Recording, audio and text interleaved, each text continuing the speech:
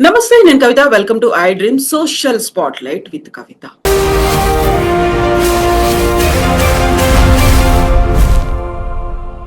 ఒక కులోన్మాద హత్య దేశవ్యాప్తంగా సంచలనం కలిగించింది. దాదాపుగా 7 ఏళ్ల తర్వాత కోర్టు తీర్పునిచ్చింది. ఒకరికి ఉరిశిక్షని, మిగతా 6గురికి యావజ్జీవ కారాగార శిక్షని విధించింది. ఇది మాత్రమే సరిపోతుందా? యాక్చువల్ గా మార్పు రావాల్సింది ఎవరిలో? ఎప్పుడు వివక్ష పోతుంది? అటు పేరెంట్స్, ఇటు పిల్లలు ఏం ఆలోచించాలి? కమ్యూనికేషన్ గ్యాప్ ని ఎలా ఫిల్ చేసుకోవాలి? ఓవరాల్ గా సమాజం ఎప్పుడు మార్పు చెందుతుంది? మాట్లాడుకుందాం. బోల్డ్ అన్ని విషయాలున్నాయి. మనతో పాటుగా ఉన్నారు ప్రముఖ హ్యూమనిస్ట్ బాబు గోగినేని గారు. బాబు గారు, నమస్కారం అండి. నమస్కారం అండి. సో అమృత ప్రణయ్ ఇష్యూ దేశవ్యాప్తంగా సంచలనం కలిగించింది. ప్రతి ఒక్కరి హృదయాలని కలిచివేసినటువంటి సంఘటన. At the same time father Maruthi Rao మాకు ఆదర్శం. ఒక ఫ్యాన్ క్లబ్లు ఏర్పడ్డాయి. మారుతీరావు అంకుల్ ఫ్యాన్ ని నేను అని చాలా గర్వంగా చెప్పుకుంటున్నారు. అంకుల్ హ్యాట్స్ ఆఫ్, అమర్ రహే మారుతీరావు. ఇలాంటి పోస్టింగ్లు అనేవి కూడా కనిపిస్తుంటాయి. 2 రకాల వరల్డ్స్ లో మనం ఉన్నామా అనిపిస్తోంది. యాక్చువల్ గా ఎందుకండి ఇలాంటి పరిస్థితి ప్రతిసారి పదే పదే మనం మాట్లాడుకునేలా చేస్తోంది? మొదటి విషయం అండి, ఈ తీర్పు వచ్చిన టైంలో హత్యకి గురైన ప్రణయ్, తన తల్లిదండ్రులు, తన అటు సైడ్ కుటుంబ సభ్యులు, తను ప్రేమించి పెళ్లి చేసుకుని తను వెళ్ళిపోయాక ఒంటరిగా ఉంటూ చాలా కాలం వారిద్దరి బిడ్డని పోషించుకుంటున్న అతని ఫార్మర్ వైఫ్, వారి బిడ్డ, వీరందరినీ మనం ఫస్ట్ తలుచుకోవాలండి. ఎందుకంటే వీరందరూ విక్టిమ్స్. మీరు సోషల్ మీడియా పోస్ట్ గురించి ప్రస్తావిస్తూ కొంతమంది ఎలా రాస్తున్నారో చెప్పారు. ప్రణయ్ తండ్రి ఒక ఇంటర్వ్యూలో తన బాధని చెప్పుకుంటూ ఉంటే ఆ వీడియో కింద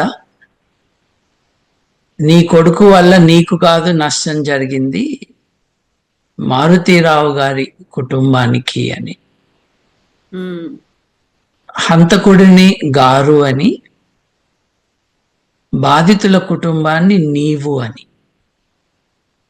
ఒకసారి గమనించండి వీరు రాసే పద్ధతి.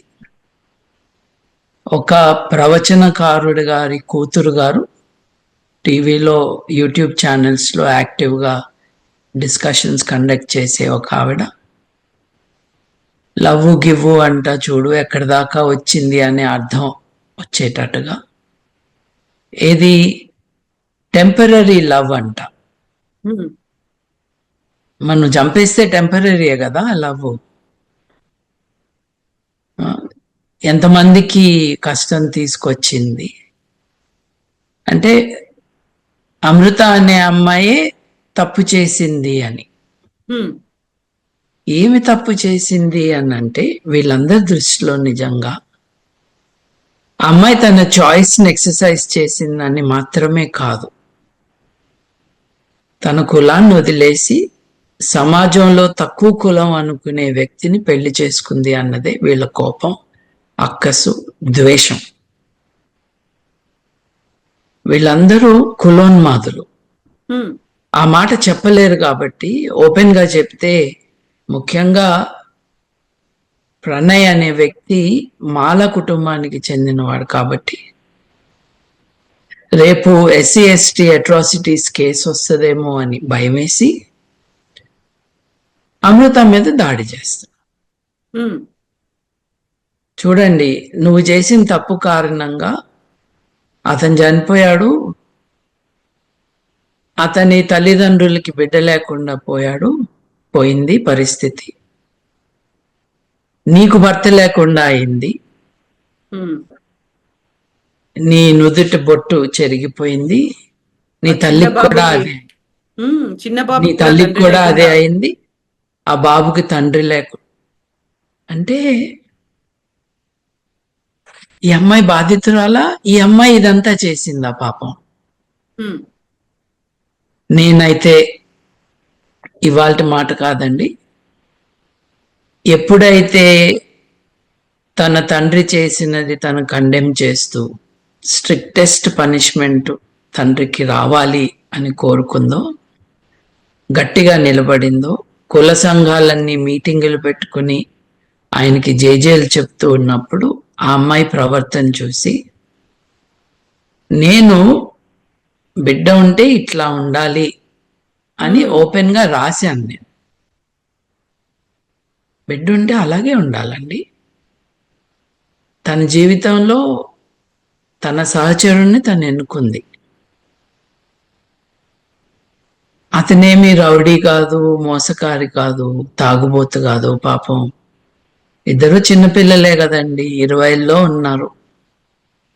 అక్కడే మెయిన్ కన్సర్న్ కూడా కనిపిస్తుంది. యాక్చువల్ గా ఏజ్ డిసైడింగ్ ఏజ్ అయినా, ఒక నిర్ణయాలు తీసుకోవాలి జీవితానికి సంబంధించి, భవిష్యత్తుకు సంబంధించి, ఒక పెళ్లికి సంబంధించి అనేది, ఆ ఏజ్ ని ఎలా యాక్సెప్ట్ చేయాలి? ప్రేమ అది వేరే చర్చ అండి. ఇప్పుడు ప్రేమ అన్నది కలుగుతుందండి, ఏజ్తో ఎలా ప్రేమ. ఇప్పుడు పెళ్లి ఎప్పుడు అన్నది నిర్ణయం తీసుకోవాలి. ప్రేమ అన్నది న్యాచురల్ గా వస్తుంది. It is link to hormones, it is link to you liking someone. ఒక పర్సనాలిటీ, పర్సన్, వారి బాడీ, ఇవన్నీ కూడా they form inputs to your liking or disliking someone. అది వాస్తవం. కాకపోతే ఎవరితో రెస్ట్ ఆఫ్ ద లైఫ్ గడపాలి అన్నది మెచ్యూరిటీతో వస్తుంది అని మామూలుగా అందరం అనుకుంటాం. కానీ ప్రధానమంత్రి, రాష్ట్రపతి ఎవరు ఉండాలి అని నిర్ణయించే ఎలక్షన్లలో ఓటు వేయటానికి వచ్చే ఏజ్ తర్వాతనే కదా పెళ్లికి అర్హత ఏజ్. అంటే దేశానికి నాయకులు ఎవరో నిర్ణయించవచ్చు, కానీ తన జీవిత భాగస్వామిని నిర్ణయించడానికి మాత్రం ఆ ఏజ్ సరిపోదా? తప్పులు జరుగుతాయి, ఒప్పులు జరుగుతాయి. వీళ్ళిద్దరి పెళ్లిలో ఇబ్బంది ఏమొచ్చింది? బయట వాళ్ళు చంపేశారు కదా పాపం. ఆ కుర్రాడిని చంపిన కారణంగా ఆ మ్యారేజ్ అంతమైంది. వాళ్ళిద్దరి మధ్య మనస్పర్ధలు కాదు. ఆమె కడుపులో వారి బిడ్డ ప్రాణం పోసుకుని ఉండగా చంపేశారు. సో బాధితులు ఎవరు, బాధితురాలు ఎవరు అన్నది మర్చిపోయి ఈ కులోన్మాదులంతా కూడా కులానికి వ్యతిరేకంగా, కులం యొక్క కట్టుబాట్లకి, ఆ నిచ్చెన మెట్ల సమాజంలో నిచ్చెన ఎక్కటానికి కురవాడు ప్రయత్నం చేశాడు అని ద్వేషంతో మాట్లాడుతున్నారు. అది we have to recognize the larger problem. వాళ్ళు బాగానే ఉన్నారండి, వాళ్ళు చక్కగా ఉన్నారు జంట. వాళ్ళు వీడియోస్ రిలీజ్ చేశారు. ఆ వీడియోస్ చూసి ఆ హంతకుడు తండ్రి కోపం వచ్చిందంట. ఎవరినైతే గారు గారు అని అందరూ సంబోధిస్తున్నారో, ఎవరైతే ఐఎస్ఐ ఏజెంట్లని ఎంగేజ్ చేసి తన అల్లుడిని చంపించాడో, ఎవరైతే సుపారీ కాంట్రాక్ట్ కిల్లింగ్ చేయించాడో అతన్ని గారు అని సంబోధించటం, అతన్ని చనిపోయినప్పుడు, అతను ఆత్మహత్య చేసుకున్నప్పుడు, అంకుల్ మీరు అమర్ రహే, తండ్రి ఎలా ఉండాలో మీరు చూపించారు, మీరు సింహం. ఇది మనకి ఏం చెప్తుందంటే, ఒక alarming snapshot of society మనకిస్తుంది. కొంతమంది చచ్చిపోయాడు కానీ పోతూ పోతూ అమ్మాయిని కూడా చంపేస్తే పోయేది. ఆ టైంలో అండి ప్రణయ్ చనిపోయిన తర్వాత తను క్యారీయింగ్, తన కోసమే హాస్పిటల్కి వెళ్ళారు అనుకున్నప్పుడు కూడా వినిపించినటువంటి ఇంకొక దుర్మార్గమైనటువంటి సజెషన్, వాదన అనుకోవాలో, అబోర్షన్ చేయించుకుంటే అయిపోతుంది కదా. ఆ తండ్రి అడిగింది అదే. తండ్రి మీద ఎట్లా అయితే హత్యా నేరం మోపారో, ఆ హత్యని ఎనేబుల్ చేసే సాంస్కృతిక వాతావరణం, ఇంక్లూడింగ్ నేను ఇప్పుడు చెప్పిన ఒక మాజీ ప్రవచనకారుడి కూతురు దగ్గర నుండి, టీవీ యూట్యూబ్ ఛానల్స్లో ప్రోగ్రాములు చేసే ఆమె దగ్గర నుండి, ఈ మారుతీరావు ఫ్యాన్స్ అసోసియేషన్ వారు ఎవరైతే ఉన్నారో వారందరిపైన కూడా ఎస్సీ ఎస్టీ అట్రాసిటీస్ కేసు పెట్టచ్చు కూడా. ప్రణయ్ యొక్క తల్లిదండ్రులు పూనుకుని ఆ పని చేయాలి. వాళ్ళు ఎంత అమృతాన్ని అన్నా కూడా వాళ్ళు ఎవరిని అంటున్నారో చాలా క్లియర్గా తెలుస్తుంది. ఇది తెలివి అనుకుంటున్నారు వాళ్ళు. కానీ ఈ నేరంలో భాగస్వామ్యం ఇది ఆ కల్చరల్ అట్మాస్ఫియర్ క్రియేట్ చేయడంలో కులోన్మాదానికి ఒక స్ట్రాంగ్ రోల్ ఉన్నది.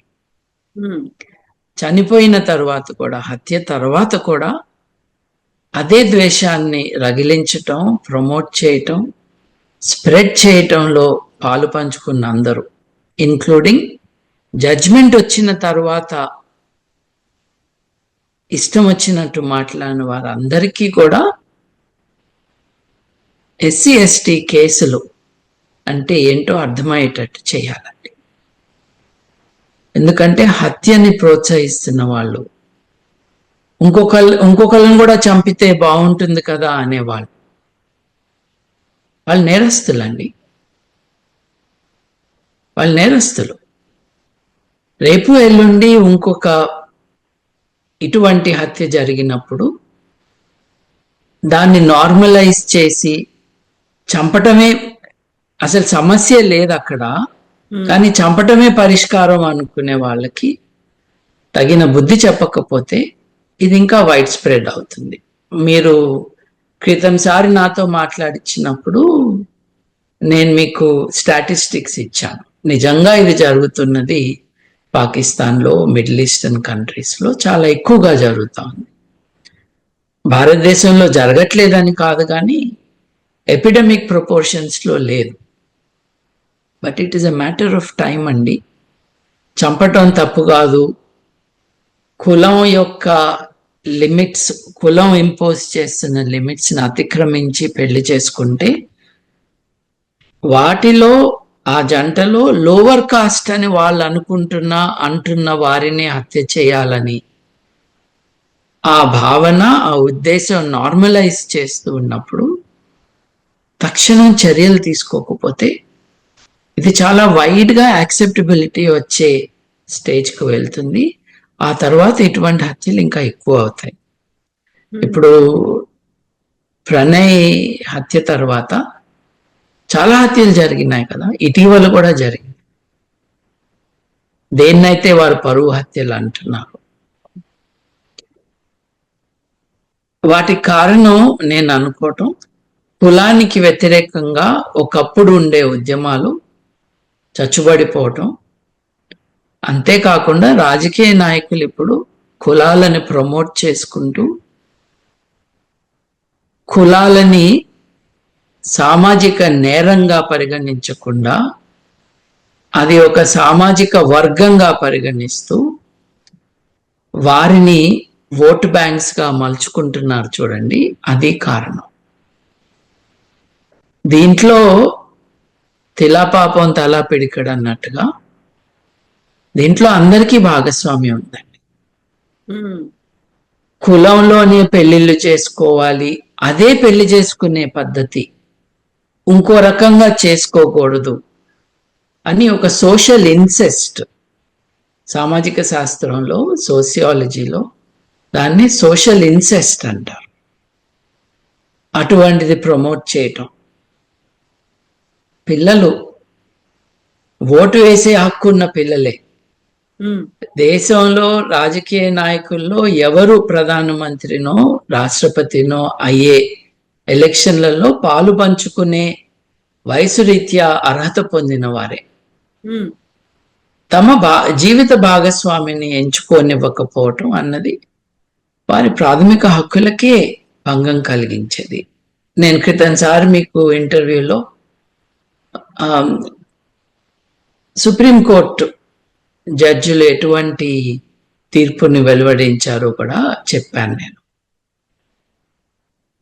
రేరెస్ట్ ఆఫ్ రేర్ కేసెస్గా ప్రతి so called honour killing, there is no honour in killing, but ప్రతి పరువు హత్యలో భాగస్వామ్యం ఉన్న వారందరికీ కూడా మరణశిక్షనే విధించాలి అని భారతదేశ సుప్రీంకోర్టు జడ్జిమెంట్.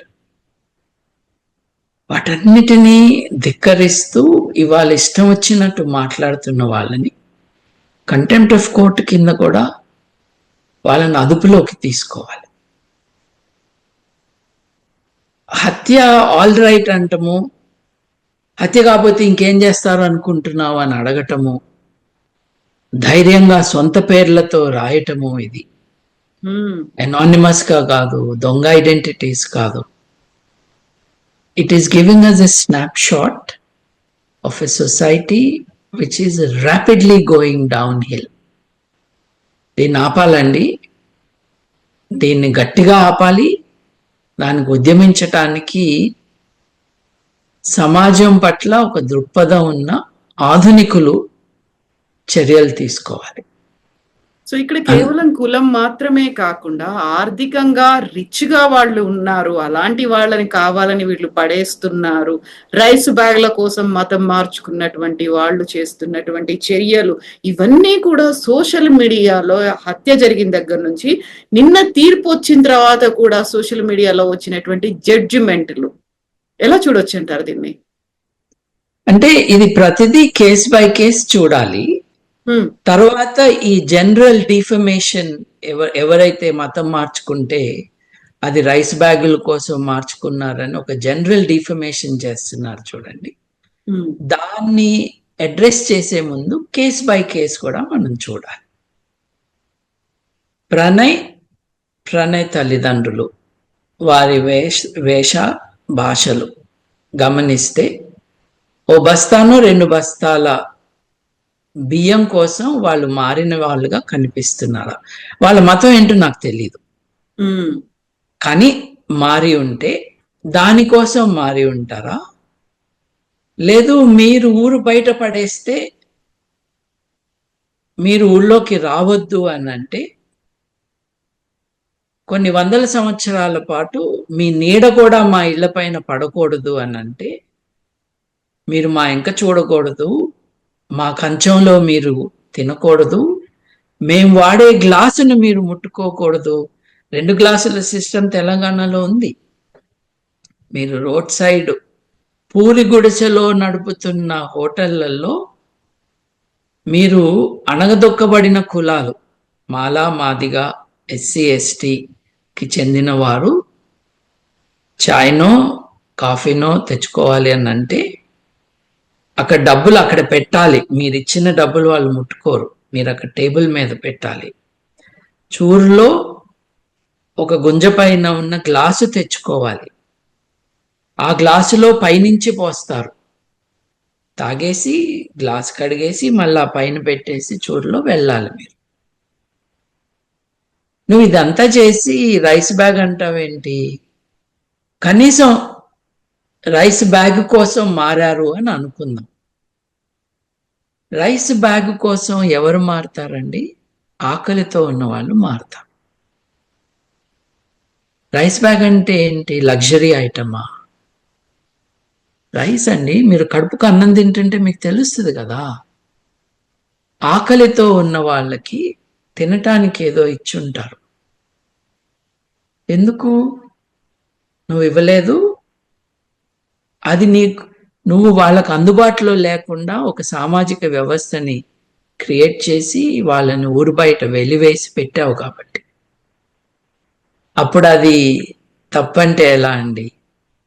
నిజంగా అది జరిగి ఉంటే, లేదు అది జరుగుతున్న ఏ ఎగ్జాంపుల్ తీసుకున్నా వివక్షని, ఇది ఎక్స్ట్రీమ్ వివక్షని ఇంప్లిమెంట్ చేస్తూ ఊళ్ళో ఎవరితోనూ ఉండకుండా చేసి ఊరు బయటకి తరిమేసిన వాళ్ళు మతం మారితే, నువ్వు మనిషివే కాదు అని వెలివేసిన వ్యక్తి మతం మారితే నీకెందుకు బాధ కలుగుతుంది?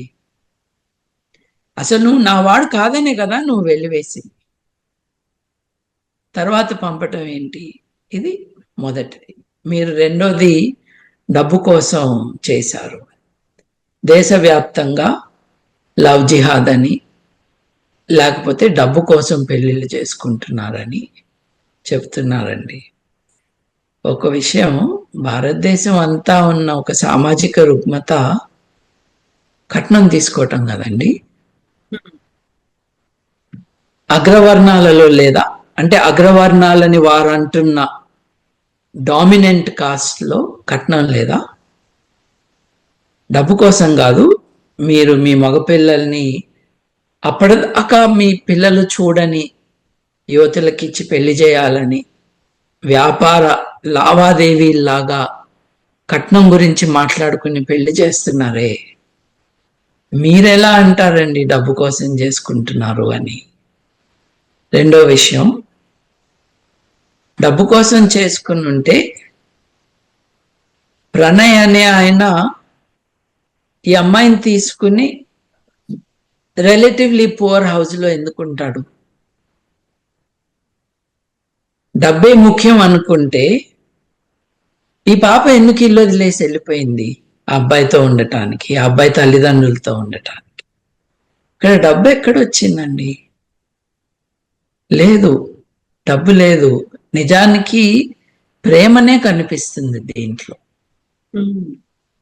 ఒకరినొకరు సంబరంగా చూసుకుంటున్న వీడియో చూస్తే ఆ కిరాతకుడికి వీళ్ళని చంపేయాలనిపించి ఎవరు చంపుతారు అని చూసుకుని ISI ఆపరేటివ్స్ కి డబ్బులు ఇచ్చి బీహార్ నుంచి ఉత్తర భారతదేశంలో డిఫరెంట్ స్టేట్స్ నుంచి మనుషులను రప్పించి లోకల్ పొలిటికల్ యాక్టివిస్ట్ ఒకరితో కోఆర్డినేట్ చేయించి హత్య చేయించాడు.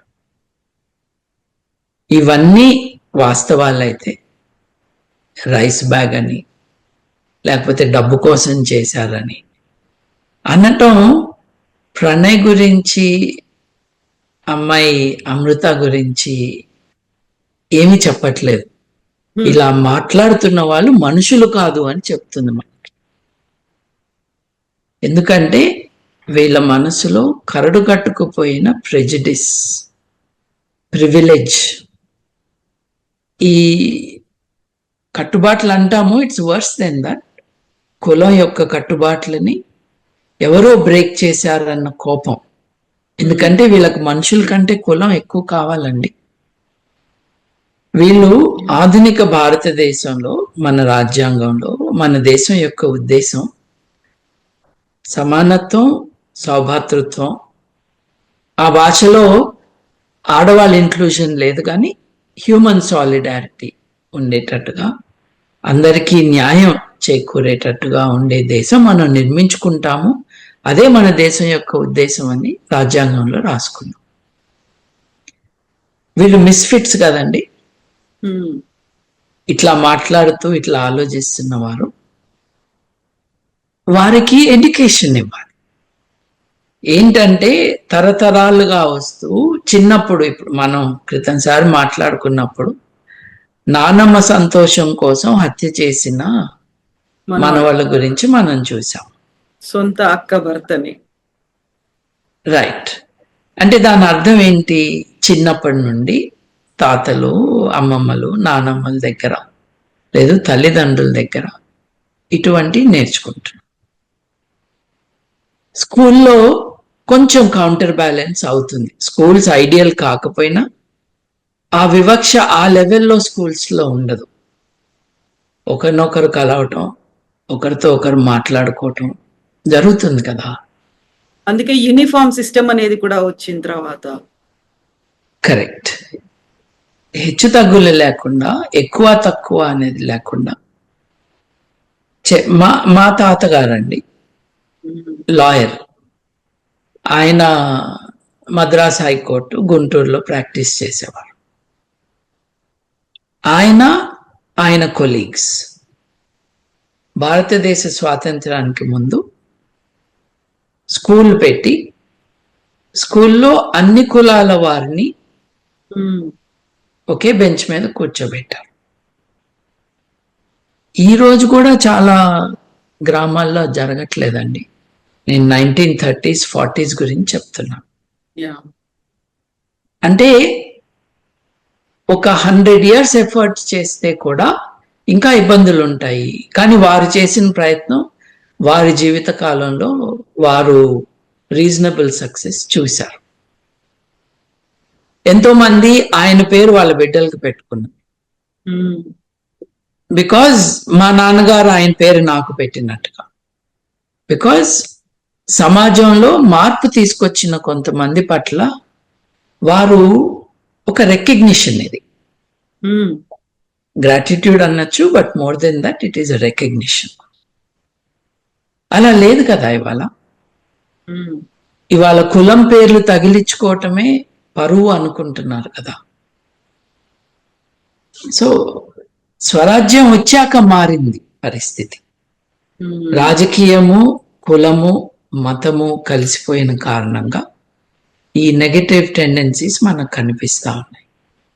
బాబు గారు, మీరు ఇప్పుడు ఒక మాట అన్నారు, ఎడ్యుకేట్ చేయాల్సినటువంటి అవసరం ఉంది. నెగటివ్ టెండెన్సీస్ అనుకున్నప్పుడు ఈ మధ్య కాలంలో కనిపిస్తున్నటువంటి సరికొత్త ట్రెండ్ అనేది మోరల్ పోలీసింగ్ అనేది. అమృత ప్రణయ్కి సంబంధించి, ప్రణయ్ చనిపోయిన తర్వాత, బాబు పుట్టిన తర్వాత అమృత తనకంటూ ఒక ఇంట్రెస్ట్ ఉంది, దాన్ని డెవలప్ చేసుకుంది, ఒక యూట్యూబ్ ఛానల్ డెవలప్ చేసుకుంది, తాను రెగ్యులర్ గా ఏ యాక్టివిటీస్ చేస్తోంది అనేది కూడా ప్రతి దాంట్లో చూపిస్తున్నారు. పర్టికులర్ గా ఈ మధ్య కాలంలో తను వేసుకుంటున్నటువంటి డ్రెస్ల గురించి కావచ్చు, తను చేస్తున్న పనుల గురించి కావచ్చు, తను ఎంజాయ్ చేస్తుంది, వెకేషన్స్ స్పెండ్ చేస్తుంది. దీంతో పాటుగా కరెక్ట్ గా జడ్జిమెంట్ వచ్చిన తర్వాత ఎంతలా అబ్జర్వ్ చేస్తున్నారంటే ఆ అమ్మాయిని, అమృత ప్రణయ్ అనే పేరు తీసేసింది, ఇప్పుడు అమృత వర్షిణి అని పెట్టుకుంది అనేది సోషల్ మీడియాలో రన్ అవడమే కాదు, డిజిటల్ ప్లాట్ఫామ్స్ అన్నిట్లలో కూడా, కొన్ని న్యూస్ ఛానల్స్ లో కూడా దాన్ని హైలైట్ చేసి చూపించడం. నిన్న తీర్పు వచ్చిన తర్వాత అమృత ఎక్కడ వెళ్ళిపోయింది, కనిపించట్లేదు, ఫోన్ స్విచ్ ఆఫ్ చేసుకుంది, సో డిటాచ్ అయిపోయిందా, తీర్పు రాగానే ఇంక వదిలేసిందా, ఆ స్టేజ్ దాకా వెళ్ళి మాట్లాడే పరిస్థితి. నిజంగా మీరు అన్నట్టుగా ఒక ఎడ్యుకేషన్ సరిపోతుందంటారా దీనికి? కరెక్ట్ ఎడ్యుకేషన్ అంటే ఈ టైప్ ఆఫ్ బిహేవియర్ మనకు ఉండదు కదండి. నేను బై ఎడ్యుకేషన్ 2, 3 ఫార్ములాస్ 5, 6 ఎక్కాలు నేర్చుకోవటం కాదు కదా. నేను అనేది విద్య, మాట, మన్నన ఇవన్నీ కూడా నేర్పించటం స్కూల్లో టీచర్లు, ఇంట్లో తల్లిదండ్రులు చెప్పటం అన్నది చాలా ముఖ్యం. ఒక multi cultural society, multi layered society, వివక్ష బాగా ఉన్న సమాజం, దీంట్లో మనం మనుషులుగా మన బాధ్యతని ఎలా నిర్వర్తించాలి, మనం ఏమి నేర్చుకుంటే కరెక్ట్గా మనం బిహేవ్ చేయగలుగుతాము అన్నది would be the essence of education. ఎందుకంటే ఈ ఫార్ములాస్ బుక్ చదివినా వస్తాయి కదా, కానీ ఈ ప్రవర్తన, వీరి వర్తన ఎలా ఉండాలి అన్నది నేర్పించే సమాజానికి వాళ్ళు they are fit for society అన్న స్టేజ్కి తీసుకురావటానికి స్కూల్ వ్యవస్థ కావాలండి, విద్యా వ్యవస్థ కావాలండి, ఆధునిక విలువలు నేర్పించాలండి. ఇకపోతే మీరు అన్నారు చూడండి, సోషల్ మీడియాలో కామెంట్స్ చేస్తూ ఉన్నారు, వీరు మోరల్ పోలీసింగ్ చేస్తున్నారు. మోరల్ పోలీసింగ్ కంటే కూడా నా దృష్టిలో వీళ్ళు స్టాకింగ్ చేస్తున్నారు. అంటే ఒకరిని వెంటబడుతున్నారు, వారి జీవితాన్ని వారి ఇష్టం వచ్చినట్టుగా మలుచుకోవటానికి అవకాశం అంటే వీళ్ళెవరు వెళ్ళి ఆ అమ్మాయిని రోడ్డు మీద అడ్డం నుంచుని ఇది చేయొద్దు అనే వాళ్ళు కాదు. కానీ ఆధునిక సమాజంలో మన లైఫ్స్ ఏమిటి అనంటే they are partly real, they are partly virtual. ఇప్పుడు ఫోన్లోనే ప్రపంచం అంతా అందరి చేతిలోకి అందుబాటులోకి వచ్చిందండి. ఫోన్లో చాలా మంది ఫోన్ బయట, ఫోన్ లోపల బతుకుతూ ఉన్నారు. ఏదైనా ఒక వార్త చూస్తే స్పందించటము, దాంట్లో రాయటం. ఒకప్పుడు ఈ పాన్ డబ్బా దగ్గర బీడీలు కొనుక్కోవటానికి, పాన్ చుట్టించుకోవటానికి వెళ్ళి అక్కడే ఒక కాఫీ తాగి ఓ నలుగురిని కలిసి మాట్లాడుకునే అడ్డాలుగా ఉండేవి ఇటువంటి ప్లేసెస్. ఈరోజు అడ్డాలు లేవు కదండి. న్యూస్ పేపర్ కొనడానికి మీరు పాన్ డబ్బా దగ్గరికి వెళ్ళక్కర్లేదు, మీకు నెట్లో వస్తుంది. మీరు సోషలైజ్ అవ్వటానికి సోషల్ మీడియాని వాడుతున్నారు. నిజానికి అది యాంటీ సోషల్ మీడియా మోస్ట్లీ, కానీ దాన్నే వాడుతున్నారు. కొత్తగా అడ్డా ఏదైతే క్రియేట్ అయిందో అది వర్చువల్ అడ్డా అండి. చాలా మంది దాంట్లో బతుకుతున్నారు. వారి భావాలు, వారి వికారాలు అన్నీ కూడా అక్కడే ఎక్స్ప్రెస్ చేసుకుంటున్నారు. ఇప్పుడు సైబర్ చట్టం ఎందుకు ఉంది అని అంటే, దాంట్లో వీళ్ళు కాంట్రిబ్యూట్ చేస్తూ సమాజంలో అలజడి తీసుకురావటానికి, నేర ప్రవృత్తిని ముందుకు తీసుకువెళ్ళటానికి రిజల్ట్స్ గా కనిపిస్తున్నాయి. కాబట్టి that needs to be curtailed or punished.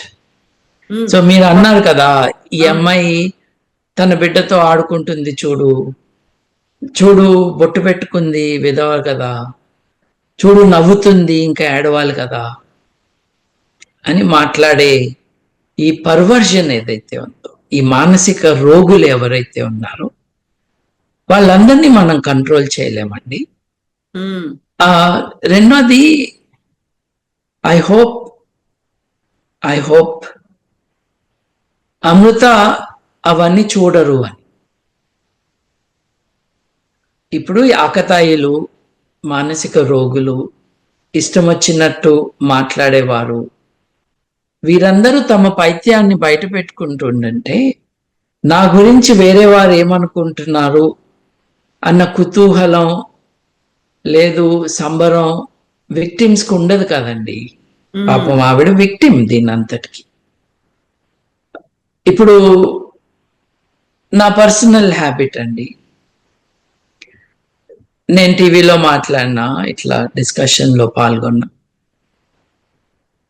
ఆ డిస్కషన్ కింద కామెంట్స్ వచ్చేవి నేను చాలా చాలా రేర్గా చూస్తాను. నాకు అవసరం లేదు. ఎందుకు అవసరం లేదనంటే, నాతో చర్చ చేసే వాళ్ళు స్టూడియోలో నాతో మాట్లాడారు కదా, లేదు ఒక యాంకర్ గారు నాతో మాట్లాడించారు కదా, నా సంభాషణ అక్కడే. దాని కింద బూతులు తిట్టడానికో, లేకపోతే వన్ లైన్లో నువ్వు తప్పు చెప్తున్నావనో నువ్వు ఒప్పు చెప్తున్నావనో వచ్చిన వారు ఆ సంభాషణలో భాగం కాదు. నేను రాజకీయ పార్టీ నడపట్లేదు కదా, నా వెనక ఎంతమంది ఉన్నారో నాకు అవసరం లేదు. నా భావం నేను చెప్తున్నాను అంతే. బాబు గారు, ఇక్కడ ఇంకొక అబ్జర్వేషన్, ఇప్పుడు నడుస్తున్నటువంటి ఒక ట్రెండ్ అని కనుక చూసినట్టయితే, నిన్న తీర్పు వచ్చిన తర్వాత ఒక 6 కుటుంబాల లెక్క చెప్తున్నారు. అక్కడ అమృత, ప్రణయ్ వాళ్ళ ఫ్యామిలీ చెప్తున్నారు, మారుతిరావు గారు ఆత్మహత్య అంటే మొత్తంగా 8-9 ఫ్యామిలీలు ఎఫెక్ట్ అయ్యేలా చేసింది అనేది ఒక రకంగా ఆమెను తిట్టడమే కాదు, శాపాలు పెడుతున్నటువంటి పరిస్థితి కనిపించింది. నిన్నది కోర్టు ఆవరణలో చూసాం. At the same time Maruthi Rao పెంపకానికి సంబంధించో, లేకుంటే మారుతీరావుని ఒక తండ్రిగా ఆయన సరైన నిర్ణయమే తీసుకున్నాడు అనేటువంటి వాదనలు, ఈ 2 రకాల యాంగిల్స్ ని ఎలా చూడొచ్చు అంటారు? ఎలా అండి, మన క్రిమినల్ లా చట్టం నేరాలని నిర్ణయించే క్రిమినల్ లా ఏదైతే ఉందో దాని ఆధారంగానే చూడాలి ఇవి. ఇప్పుడు నేరాన్ని ప్రోత్సహిస్తూ బాధితులనే దాడి చేస్తూ ఉన్న వారిని క్షమించకూడదు. 6 కుటుంబాలు 9 కుటుంబాలు, నువ్వు హత్య చేయకపోతే అసలు ఎవరికి ఏమీ అయ్యేది కాదు కదా. నువ్వు హత్య చేయిస్తే అది ₹1,00,00,000 ఇచ్చి, లేదు ₹1,00,00,000కి బేరం మాట్లాడుకుని నువ్వు చేసిన కారణంగా కదా ఇదంతా అయింది. ఇప్పుడు ఆత్మహత్య చేసుకున్నా, బతికి ఉన్నా ఆ హత్యకి కారకులు ఎవరు, దాని ఇన్స్టిగేటర్స్ ఎవరు, దాని ఫైనాన్సియర్ ఎవరు, కాంట్రాక్ట్ కిల్లర్స్ ని తీసుకొచ్చింది ఎవరు, ఆ వ్యక్తిని కదా మీరు ఐడెంటిఫై చేసి దీని అంతటికీ కారణం ఆ వ్యక్తి అని అనాల్సింది. ఇప్పుడు నువ్వు ఆత్మహత్య చేసుకున్నావు, నీ భార్య నుదుటి మీద బొట్టు చెరిగిపోయింది, దానికి కారణం నీ కూతురు. నువ్వు ఆత్మహత్య చేసుకోకపోతే నీ భార్య విధవరాలు అయ్యేది కాదు. నువ్వు హత్య చేయించకపోతే నీ కూతురు విధవరాలు అయ్యేది కాదు. నీ మనవడు తండ్రి లేకుండా ఉండేవాడు కాదు. నువ్వు ఎవరిని చంపావో ఆ కుటుంబంలో ఆ అబ్బాయి తల్లిదండ్రులకి జీవితకాల క్షోభ ఉండకుండా ఉండేది. ఇది కదా మాట్లాడాల్సింది. ఆదర్శవంతమైనటువంటి తండ్రి మారుతీరావు, ఈ స్టేట్మెంట్స్ ఎట్లా చూస్తారు మీరు? ఏం చెప్తారు? ఎట్లా మారుతీరావు రోగినో దీన్ని సపోర్ట్ చేసే వాళ్ళు కూడా మానసిక రోగులే. అతను పెద్ద నేరస్తుడైతే వీళ్ళు చిన్న నేరస్తులు. ఎందుకంటే వీళ్ళు ఎవరికి ఫైనాన్స్ చేయలేదు, కత్తి చేతిలో పట్టుకోలేదు. అతను చేతికి రక్తం అంటకుండా డబ్బులున్నాయి కాబట్టి ఎవరికో డబ్బులు ఇచ్చి చేయించాడు. దారుణమైన నేరం చేయించాడు. ఎటువంటి నేరం అంటే మరణశిక్ష విధించింది కోర్టు ఈ దేశ చట్ట ప్రకారం. అంతటి నేరం చేశాడు. అతన్ని గొప్పవాడు అని అంటే ఒక టెర్రరిస్ట్ని గొప్పవాడని గుడి కడతాను అంటే ఎట్లా ఉంటుందో, కాశ్మీర్లో హత్యలు చేస్తున్న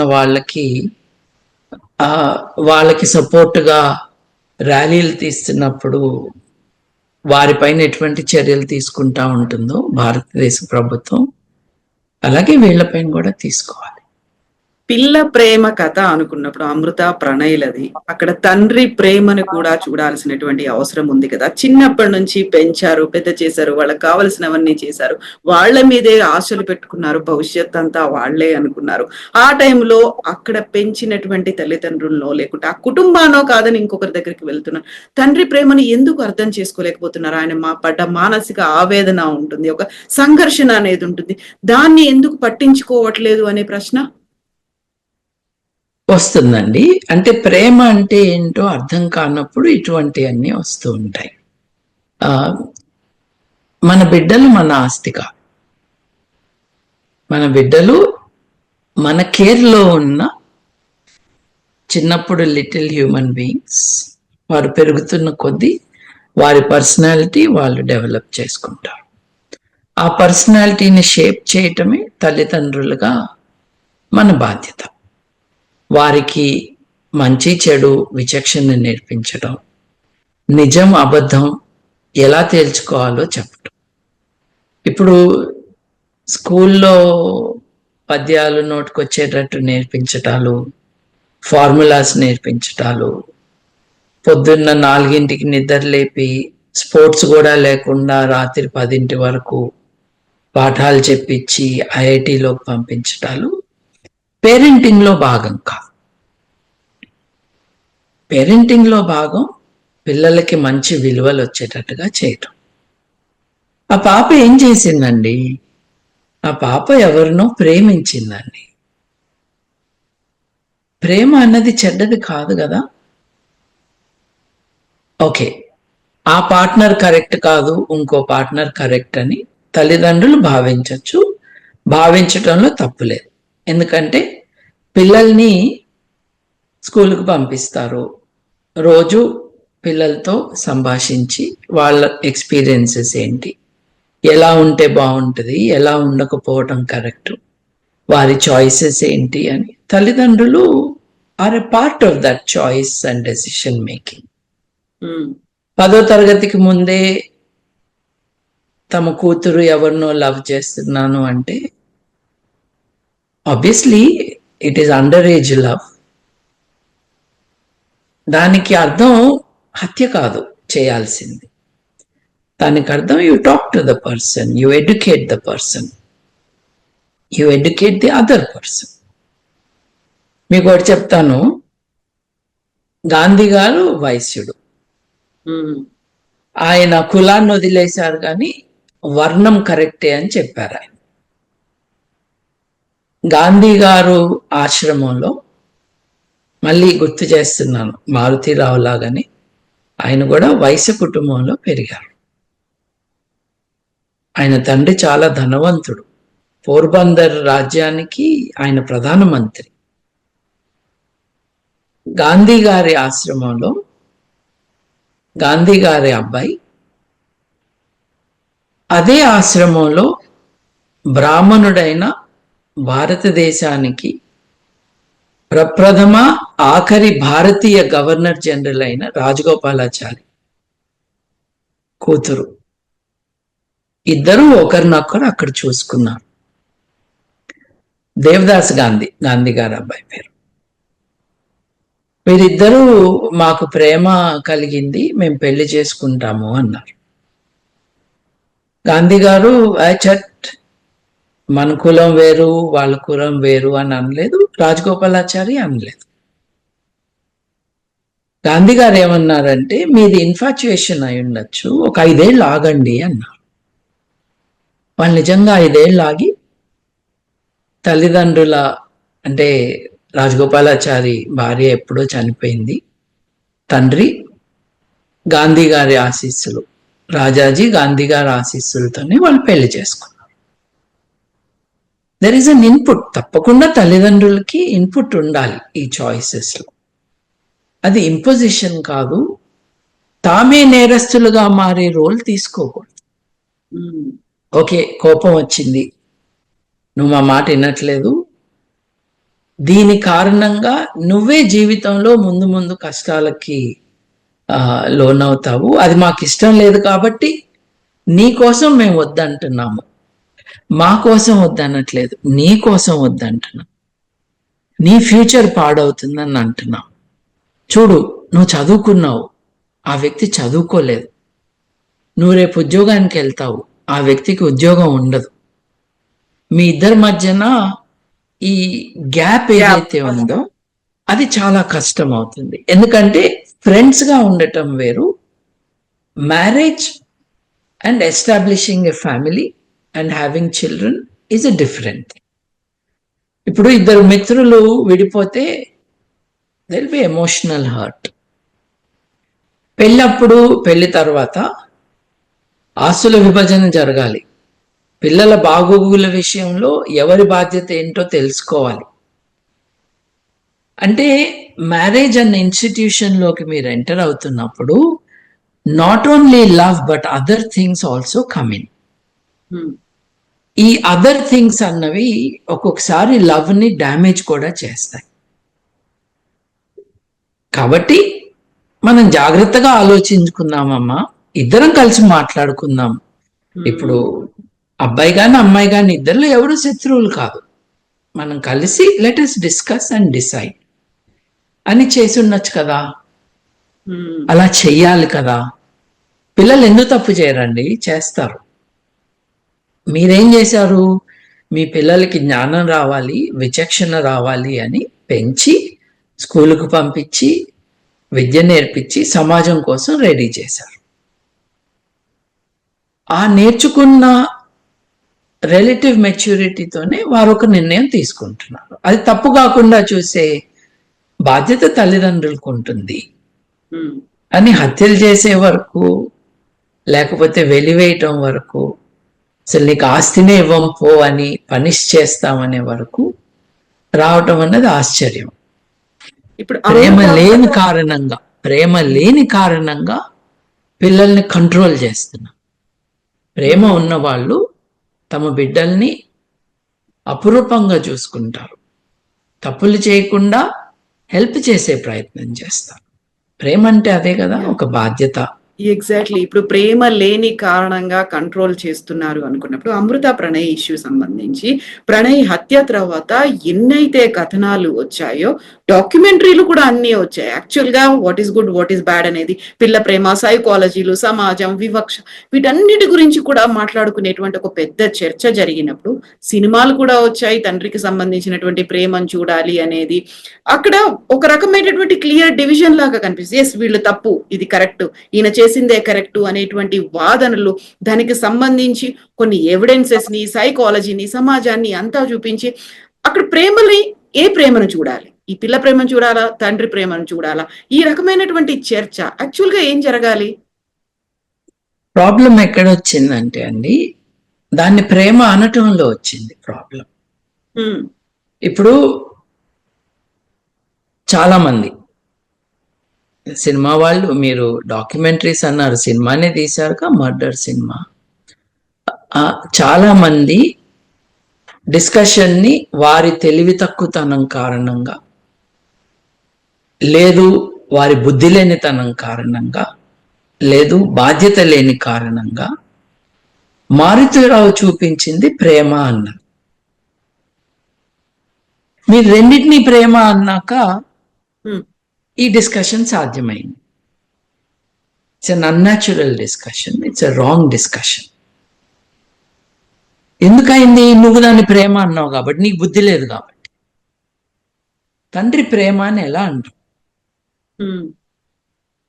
నీ కూతురికి భర్త లేకుండా చేశావు. Rarest of rare crimes commit చేయటానికి ఫైనాన్స్ చేశావు. ఫైనల్ గా నీ భార్యకి భర్త లేకుండా నువ్వు చచ్చిపోయావు. ఇది ప్రేమనా? ఇది ప్రేమ అన్న వాళ్ళ ఇళ్లలో ఎలా బతుకుతున్నారు మగవాళ్ళు, ఆడవాళ్ళు, పిల్లలు అని ఒకసారి చూసుకుంటే ఈ రోగుల నుండి వాళ్ళకి రక్షణ కల్పించాలి. ఇది ఎలా ప్రేమ? కసబ్ భారతదేశం మీద ప్రేమతో దాడి చేశాడండి. ఇంగ్లీష్ వాళ్ళు భారతదేశం మీదకి వచ్చింది ప్రేమతోనండి. ఔరంగజేబు దక్కన్ మీదకి వచ్చింది దక్కన్ మీద ప్రేమతోనండి. నేరానికి మీరు ఒక పూత పూసి మీ సినిమా కోసమో మీ నాన్సెన్స్ చెప్పటానికో, లేకపోతే ఒక అణగదొక్కబడిన కులం వాడు వచ్చి మేము పై కులాలంటున్న వాళ్ళని పెళ్లి చేసుకున్నాడన్న కోపం రగిలిపోతూ ఉన్న కారణంగా ఇలా మాట్లాడుతున్నా. డెఫినెట్లీ అది ఉందండి. ఇది కుల హత్య, కుల అహంకార హత్య. అది కనపడకుండా చేయటానికి ఇవన్నీ మాట్లాడారు. చూడండి, కోవిడ్ టైంలో చిలిపిగా ఇదొక వ్యాక్సిన్ డిస్కషన్ అని, ఆడెవడో కెమికల్ ఇంజనీర్ అని,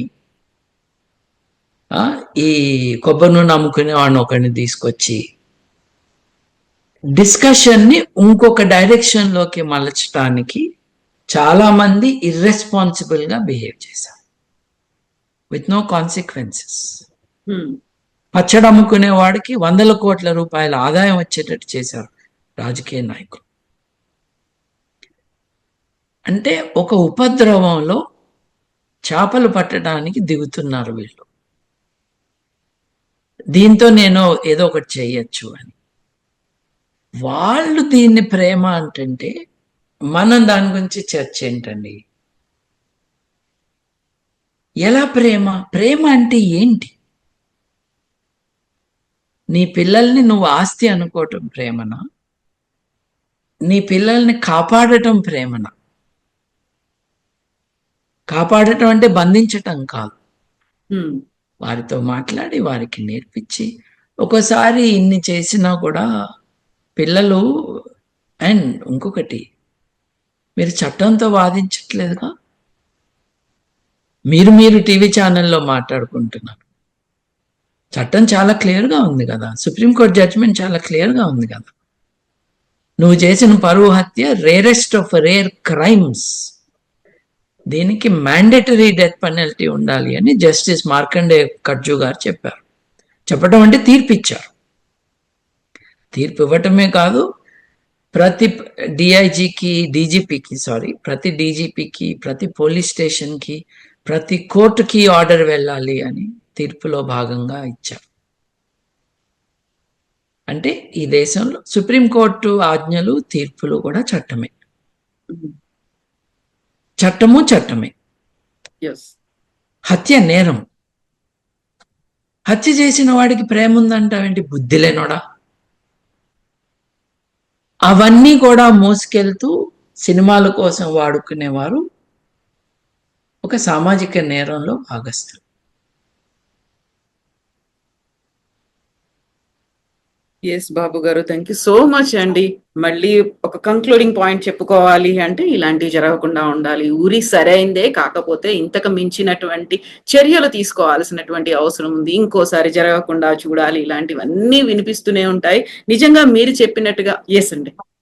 ఒక విషయం అండి, నేను మానవవాదిని. నేను మానవ హక్కుల గురించి ఆలోచన అందరము చేయాలి అనేవాడిని. ఆధునిక పద్ధతులలోనే శిక్షలు ఉండాలి అని నమ్మేవారు. ప్రపంచంలో మెజారిటీ దేశాల్లో ఇవాళ మరణ శిక్ష అమలులో లేదు.